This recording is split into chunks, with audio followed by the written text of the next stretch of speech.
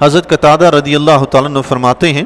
کہ حضور علیہ الصلوۃ والسلام کے زمانہ اقدس کا ایک واقعہ مجھ تک پہنچا ہے کہ آقا علیہ الصلوۃ والسلام کے زمانہ اقدس میں ایک شخص نے اللہ کی بارگاہ میں دعا مانگی،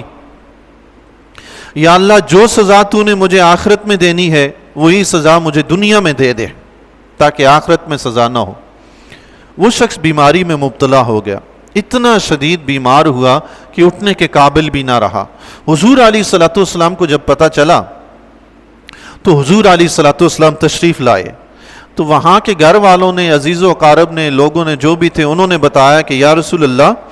اچھا جب حضور علیہ الصلوۃ والسلام تشریف لائے تو وہ اٹھ بھی نہیں سکتا تھا، اتنا لاغر کمزور ہو گیا تھا۔ تو پھر گھر والوں نے بتایا کہ یا رسول اللہ صلی اللہ علیہ وسلم یہ دعا یہ مانگتا تھا کہ اے اللہ جو سزا تو نے مجھے آخرت میں دینی ہے وہ دنیا میں دے دے۔ اس کے بعد یہ بیمار ہوا ہے۔ حضور علیہ الصلوۃ والسلام نے فرمایا، اے ابن آدم، تم میں اللہ کی سزا سہنے کی طاقت نہیں ہے، تم میں اللہ کی سزا سہنے کی طاقت نہیں ہے، تم نے یہ دعا کیوں نہ مانگی، اللہم ربنا آتنا فی الدنیا حسنۃ وفی الآخرۃ حسنہ وقنا عذاب النار۔ اے ہمارے رب ہمیں دنیا میں بھی اچھا عطا فرما،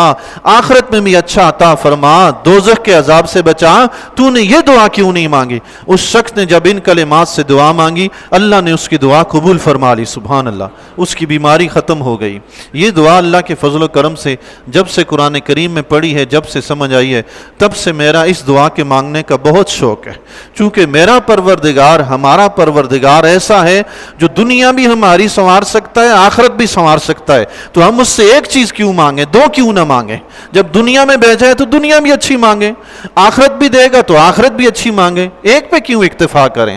وہ تو قادر ہے نا جی، دونوں دے سکتا ہے، تو دونوں مانگیں اپنے رب سے۔ بسا اوقات نادانی میں ہم ایسی ایسی دعائیں کر بیٹھتے ہیں جو ہمارے لیے، بس انسان یہ سوچے کہ میں تو اللہ کا عاجز بندہ ہوں، میں کوئی تکلیف نہیں سہ سکتا، رب سے تو دعا کرے کہ یا اللہ بچا، پھر رب کی طرف سے کوئی مصیبت پریشانی تکلیف آئے تو اس کی مرضی ہے،